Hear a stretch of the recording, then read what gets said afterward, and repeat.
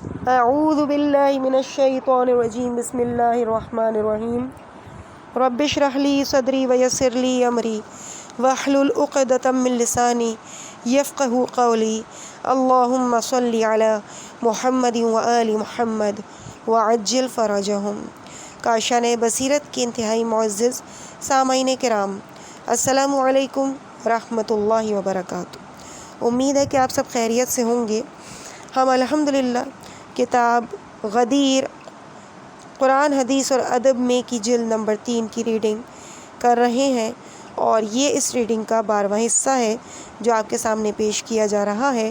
Page number ہے 453۔ جن لوگوں نے بیعت یزید کو رد کیا، ان کے پیش نظر چند باتیں تھیں، کیونکہ ایسے شخص کا خلافت پر متمکن ہونا اسلام اور مسلمانوں کے لیے عظیم خطرہ تھا۔ اس کے آگے کچھ پوائنٹس پیش کیے گئے۔ نمبر 1، کچھ لوگوں کے ذہن میں یہ بات پرورش پانے لگی کہ یہ شخص جس شخص کا جانشین ہے وہ اسی طرح کا ہوگا جنہوں نے عہد رسالت کو درک نہیں کیا۔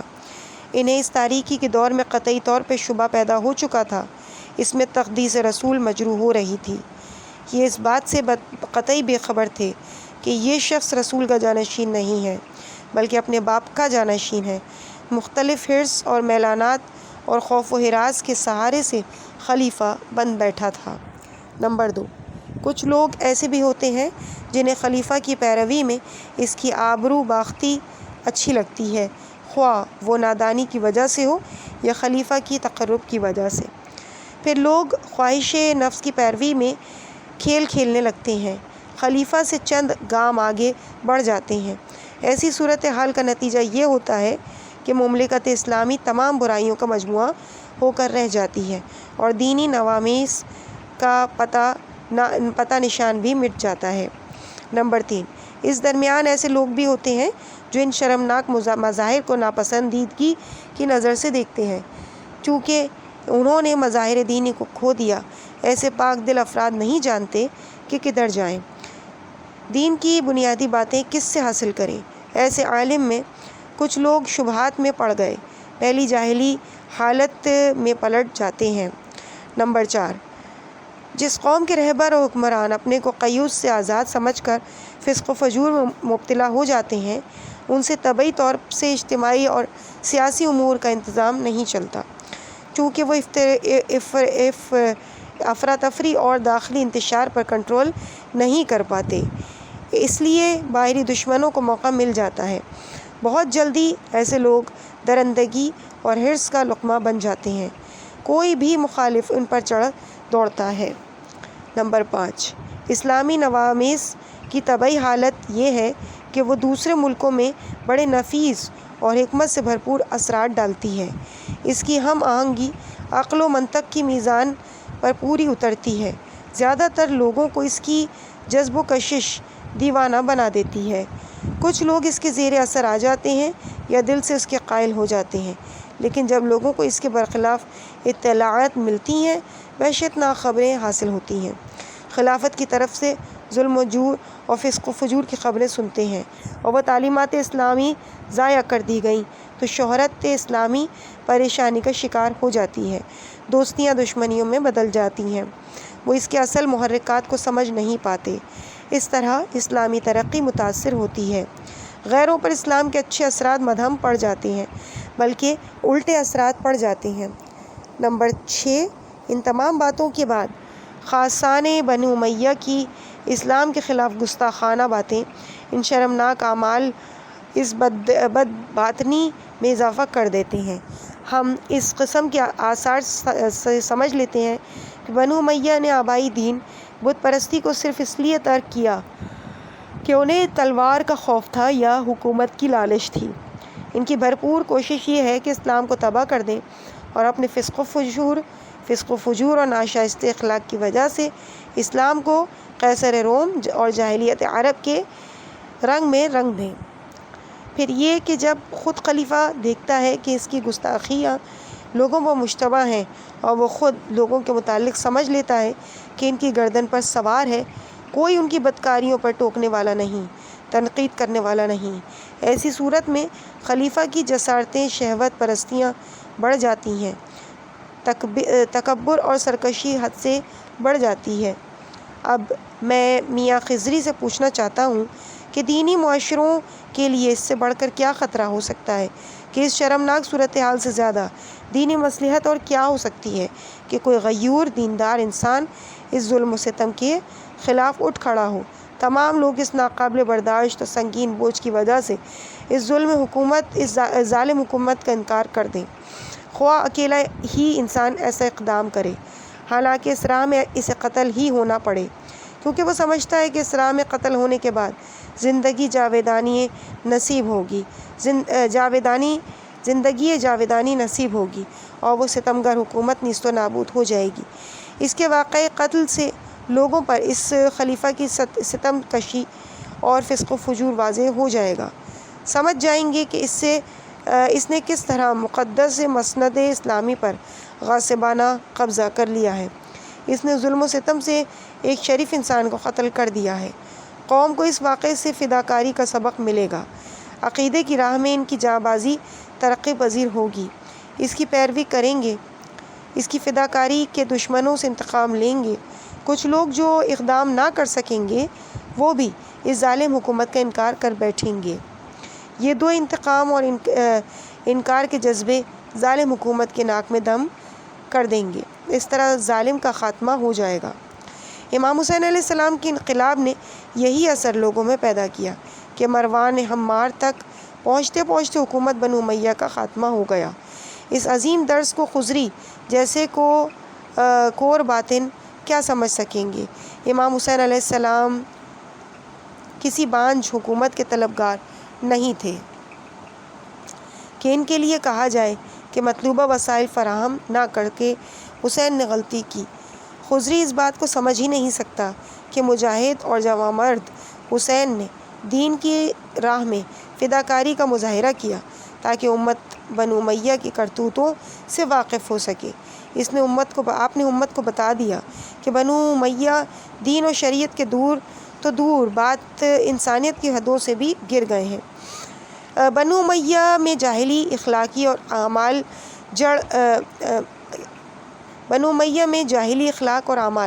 جڑ پکڑ گئے ہیں۔ لوگوں نے دیکھ لیا کہ بنو امیہ اتنے گر گئے کہ نہ انہوں نے بزرگوں کا احترام کیا، نہ بچوں پر رحم کیا، شیر خواروں کو بھی نہ بخشا اور اہل حرم کو اسیر کر دیا۔ امام حسین نے دیکھتے دیکھتے اپنے تمام جگر گوشوں کو اسلام کے لیے معرکہ شہادت میں پیش کر دیا۔ امام حسین کی شخصیت ایسی نہیں تھی کہ ذرا سی تیز ہوا لوگوں کی نظروں سے انہیں اوجھل کر دے، کیونکہ وہ امت محمدی میں عظیم مرتبے کے حامل تھے۔ ان کا علم معراج، نظر اصیل، عدل واضح اور تقوی روشن تھا۔ وہ گل بوستان رسالت تھے جن کی راہ پر چل کر لوگوں نے فضائل حاصل کیے۔ امت محمد میں کوئی بھی ان کے مسائل کا منکر نہیں، چاہے وہ عقیدہ خلافت کو مانتا ہو یا نہ مانتا ہو۔ اس لیے امت کا کوئی بھی فرد امام حسین کے اقدام پر تنقید نہیں کر سکتا۔ سب نے آپ کے اقدام کو مسائل اسلامی سے بھرپور قرار دیا۔ انقلاب حسینی پر سبھی احترام کی نظر ڈالتے ہیں، اس لیے خضری کی طرح کوئی بھی آپ کے اقدام کو اشتباہ کا الزام دے کر گستاخی کا مرتکب نہیں۔ وہ قطعی ناپسندیدہ اور عیارانہ بات کہتے ہیں۔ ہمیں فرزند رسول کی فداکاری سے سبق ملتا ہے کہ ہر باطل کے خلاف اٹھ کھڑے ہونا چاہیے، حق کی مدد ہر حال میں کرنا چاہیے، دینی بنیادوں کے قیام کی ہر ممکن سعی کرنا چاہیے، بلند ترین فضائل پر مشتمل اخلاقی تعلیمات کو عام کرنا چاہیے۔ ہاں، تاریخ نے ہمیں بتایا کہ اس محدود زندگی کو چھوڑ کر امام نے ایک ظالم حکومت کے خلاف قیام کیا اور موت کا راستہ اپنایا۔ انہوں نے ذلت کی زندگی سے موت کو ترجیح دی۔ یہ ہیں شہادت حسینی کے معمولی درس۔ خضری کو یہ حقائق کیا سمجھ آئیں گے؟ یہاں پر ایک بات اور بھی یاد دلا دینا ضروری ہے کہ خضری کی طرح اکثر افراد اس قسم کی بیہودہ خیالات لوگوں میں پھیلانے کی صحیح کر رہے ہیں۔ ان لوگوں کو ان ذلیل اموی خیالات سے ہوشیار رہنا چاہیے۔ آخر میں سورہ نساء کی آیت نمبر 108 تحریر ہے کہ جس کا ترجمہ کچھ اس طرح ہے: یہ لوگوں سے نہ تو اپنی شرارت چھپاتے ہیں اور خدا سے چھپاتے ہیں اور خدا سے نہیں چھپاتے، حالانکہ وہ تو اس وقت بھی ان کے ساتھ ساتھ ہے جب وہ راتوں کو بیٹھ کر باہم مشورہ کرتے ہیں جن سے خدا راضی نہیں۔ خدا تو ان تمام کرتوتوں کو احاطہ کیے ہوئے ہے۔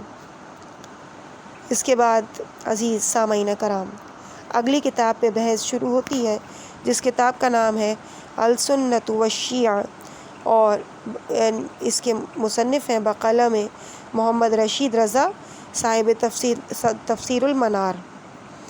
اس کتاب کے مؤلف کا مقصد بے لاگ تنقید کی بجائے علامہ سید محسن امین عاملی پر طعن و تشنیع ہے۔ اس نے علامہ عاملی پر فحش القاب کے تو ڈھیر لگا دیے، لیکن ان کی ناقابل تردید باتوں سے مستحکم دلیلوں میں سے کسی ایک کا بھی جواب نہیں دیا۔ اس کتاب کا مقصد سوائے اس کے کہ اور کچھ نہیں کہ لوگوں کو گمراہ کیا جائے۔ عراق، عرب، حجاز، یمن کے شیعوں اور سنیوں کے درمیان غلط تعبیرات اور جھوٹ کے پلندے کھڑے کر کے غلط فہمی پھیلائی جائے۔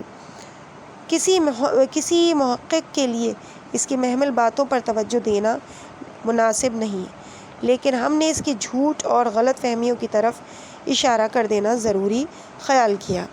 وہ شخص خود اس بات کو اچھی طرح سمجھتا ہے کہ اسلامی مملکتوں پر دوسروں کے دانت گڑے ہوئے ہیں، ایسے میں تفرقہ اور انتشار پھیلانے سے اسلام کو نقصان پہنچے گا۔ نمبر 1، اعتراض۔ اپنی کتاب تاریخ تشیع سے شروع کر کے شیعہ اصولوں کو عبداللہ ابن سبا یہودی کی بدعت قرار دیتا ہے۔ وہ کہتا ہے کہ سبائیوں نے تشیع کے غلو آمیز عقائد کے ذریعے تفرقہ پھیلایا، ایرانی زندیقوں نے بھی اس کو ہوا دی۔ ان غالی شیعوں کی تعلیمات اور بدعتوں میں سے چند یہ ہیں کہ اماموں کی عصمت، تحریف قرآن، امام المنتظر کے متعلق بدعتیں، بعض اماموں کے متعلق عقیدۃ الوحیت۔ اس نے امامیہ فرقے کو دو حصوں میں تقسیم کیا، ایک اعتدال پسند جو زیدیوں سے قریب ہے، دوسرے غالی شیعہ جو باطنی فرقوں سے قریب ہے۔ پھر کہتا ہے کہ یہ لوگ وہ ہیں کہ جنہوں نے اپنی کفر آمیز تعلیمات کو دوسرے عقائد سے غلط ملت کر کے گڑھ لیا ہے، مثلاً تحریف قرآن کا عقیدہ، بعض آیاتوں کا کتمان۔ حیرت کی بات تو یہ ہے کہ قرآن کے کچھ مخصوص سورے آپس میں نقل کرتے ہیں جو اہل بیت سے مخصوص ہے۔ چنانچہ ایک سنی سیاح نے مجھ سے بیان کیا کہ اس نے ایران کے ایک شیعہ خطیب سے اس سورے کو بروز جمعہ ممبر پر سنا، اور اکثر عیسائی محققین نے اس کو نقل بھی کیا۔ ان لوگوں کو امامیہ، اثنا عشری اور جعفریہ کہتے ہیں۔ اس نے بابیوں، بہائیوں کو بھی شیعوں ہی کی بدعت قرار دیا۔ کہتا ہے کہ یہ لوگ بہا کی الوحیت کے قائل ہیں اور ان کے ذریعے سے دین کی منسوخی کا عقیدہ رکھتے ہیں، نتیجے میں اس کے سوا تمام مذاہب کو باطل سمجھتے ہیں۔ ان فتنہ انگیزیوں کے باوجود سید جمال الدین افغانی کے بعد خود کو اکیلا پائے وحدت اسلامی سمجھتا ہے، پھر اپنی خرافاتی باتوں کو تفصیل سے بیان کرتا ہے۔ ہر محقق اس کے محمل باتوں کا جواب ہماری کتاب کے صفحات میں ملاحظہ کر سکتا ہے۔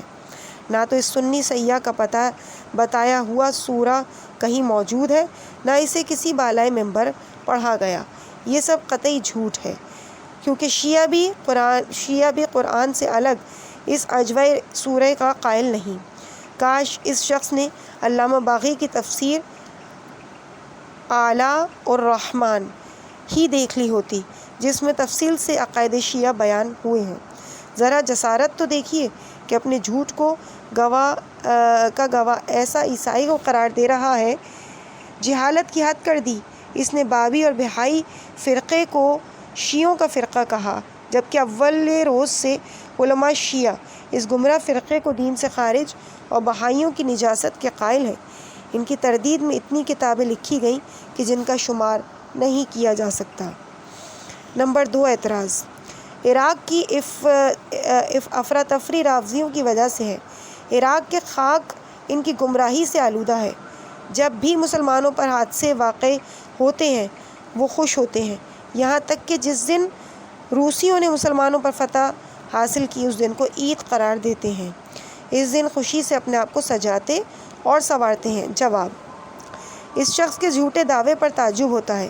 شاید سمجھتا ہے کہ عراق و ایران میں کوئی آتا جاتا نہیں یا کسی کو یہاں کی خبر نہیں ملتی، اور عراقی عوام جہاں شیعوں کی اکثریت ہے محض اندھے بہرے ہیں، اور یہ ایک سپر انداز قوم ہے جن پر تاریخ نے پردہ ڈال دیا ہے۔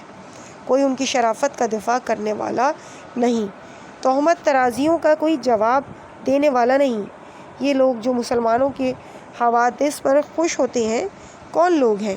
یہ صرف عراقی ہیں یا دوسری جگہوں کے لوگ ہیں کہ جن کا اتا پتہ نہیں۔ ایران کو بھی اس میں شامل سمجھنا چاہیے۔ ان دونوں مملکتوں میں جو مسلمان بستے ہیں یہاں اکثر سفراء رہتے ہیں۔ سیاحوں کی آمد رفت ہوتی رہتی ہے۔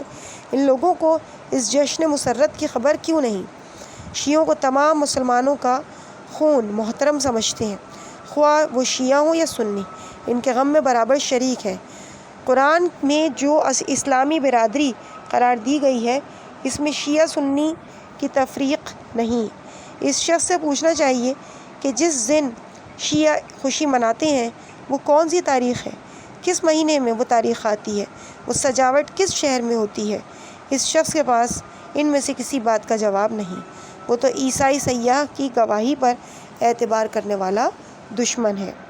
تیسرا اعتراض: شیعوں کی اہل بیت دشمنی کا عنوان قائم کر کے وہ کہتا ہے کہ رافضی یہودیوں کی طرح بعض آیات خدا پر ایمان لاتے ہیں اور بعض کا انکار کرتے ہیں۔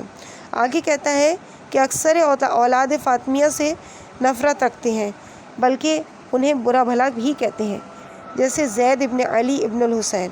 ان کے فرزند یحییٰ، اس طرح ابراہیم اور جعفر جو موسیٰ ابن جعفر علیہ السلام کے فرزند تھے۔ ابراہیم کا تو لقب ہی کذاب رکھ دیا، حالانکہ عظیم ولی خدا تھے۔ ابو یزید بسطامی نے ان سے کسب فیض حاصل کیا۔ ان کا عقیدہ ہے کہ حسن مصنع ان کا فرزند عبداللہ محض اور عبداللہ کے فرزند محمد نفس زکیہ اور ابراہیم ابن عبداللہ مرتد ہو گئے تھے۔ اس طرح زکریا ابن محمد باقر، محمد ابن عبداللہ ابن الحسین ابن حسن ابن محمد ابن قاسم، حسن محمد بن قاسم ابن حسن اور یحییٰ بن عمر بھی مرتد ہو گئے تھے۔ یوں ہی جن لوگوں نے زید ابن علی کی امامت کا اقرار کیا وہ سبھی سادات حسن حسینی کے مرتد ہو گئے تھے، ان کا شمار نہیں کیا جا سکتا۔ ان کا خیال ہے کہ چند کے سوا باقی سبھی مرتد ہو گئے تھے، بعض کو چھوڑ کر بقیہ سب پر لعنت بھیجتے ہیں۔ یہ ہے ان کے محبت اہل بیت علیہ السلام کا حال، جن کی مودت قیامت میں مسئول ہے۔ اس بات کا جواب کچھ اس طرح سے ہے کہ یہ ہے آلوسی کی بے سروپا باتیں جنہیں وہ حقائق سمجھتا ہے اور چاہتا ہے کہ ان الزامات کے ذریعے شیعوں کی شہرت داغدار کرے، حالانکہ ان میں اکثر باتیں محض جھوٹ اور زیادہ تر جعلی ہیں۔ زید ابن علی کے متعلق شیعوں کا عقیدہ گزشتہ صفحات میں زید شہید اور شیعہ امامیہ کے عنوان سے ملاحظہ کیا جا سکتا ہے۔ رہ گئی یحییٰ ابن زید شہید، ان کے متعلق کوئی شیعہ نفرت کا مظاہرہ نہیں کرتا۔ ان کا مرتبہ بہت بلند ہے۔ انہوں نے اپنے آبائے طاہرین سے روایت کی ہے کہ امام 12 ہیں اور ہر ایک کا نام گنایا۔ دیبل نے اپنے مشہور قصیدہ تعیہ میں ان کا تذکرہ کیا اور امام رضا علیہ السلام کے سامنے وہ قصیدہ سنایا ہے۔ کسی شیعہ سے لعنت کو کون کہے گا؟ اعتراض بھی نہیں سنایا گیا۔ وہ امام جعفر صادق علیہ السلام کی امامت کے قائل تھے جو عقیدہ اور بصیرت سے آراستہ تھے۔ صادق آل محمد صلی اللہ علیہ وآلہ وسلم نے ان کی شہادت پر گریہ فرمایا۔ یحییٰ بن زید سے عقیدے کا اندازہ اس سے کیا جا سکتا ہے کہ بقول مقاتل طالبین، جب لوہار نے یحییٰ کے پاؤں کی زنجیر کاٹی تو تمام شیعہ لوہار سے تبرکاً وہ زنجیر خریدنے پر آمادہ ہو گئے اور قیمت 20,000 طے پائی۔ لوہار ڈرا کہ کہیں یہ بات مشہور نہ ہو جائے تو سارا مال چھن جائے گا۔ اس نے شرط کر دی کہ لوگ پیسہ نقد لائیں۔ اس طرح زنجیر کے ٹکڑے لوگ خرید کر لے گئے اور لوہے سے اپنی انگوٹھی بنوا لی۔ وہ عقیدت آج تک شیعوں میں باقی ہے۔ اب رہ گئی ابراہیم کی بات۔ میری سمجھ میں نہیں آتا کہ کس ابراہیم کی طرف ارشاد کیا گیا۔ اگر ابراہیم اکبر زیدیوں کے امام مراد ہیں جنہوں نے یمن میں اپنے کو زمانہ ابو السریہ میں ظاہر کیا تھا، تو انہیں امام موسیٰ کاظم نے اپنی وصیت میں داخل کیا تھا، اپنی اولاد میں ان کا تذکرہ مقدم کر کے فرمایا تھا، میں نے اس لیے اسے اپنے فرزندوں میں داخل کیا کہ ان کا نام احترام سے لیا جائے اور ان کی عزت کی جائے۔ شیخ مفید نے ارشاد میں الشیخ الشجاع الکریم کہا ہے۔ ابن زہرہ نے غایت الاختصار میں ان کی عظمت اور دانش کا اعتراف کیا ہے۔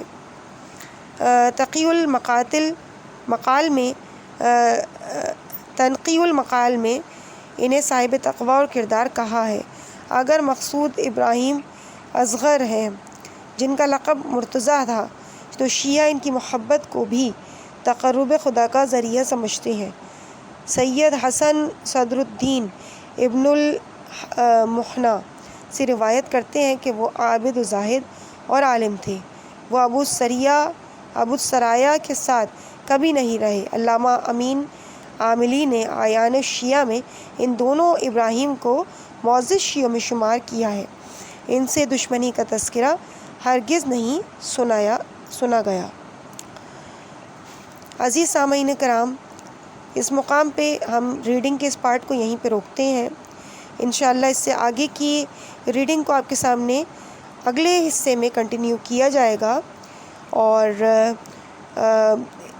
جن جملوں سے آغاز کیا جائے گا وہ ہیں جعفر ابن موسیٰ الکاظم علیہ السلام کے متعلق کسی شیعہ تالیف میں کوئی اعتراض نہیں دیکھا گیا، اور صفحہ نمبر ہوگا 461۔ مجھے اپنی دعاؤں میں یاد رکھیے گا۔ والسلام علیکم ورحمۃ اللہ وبرکاتہ۔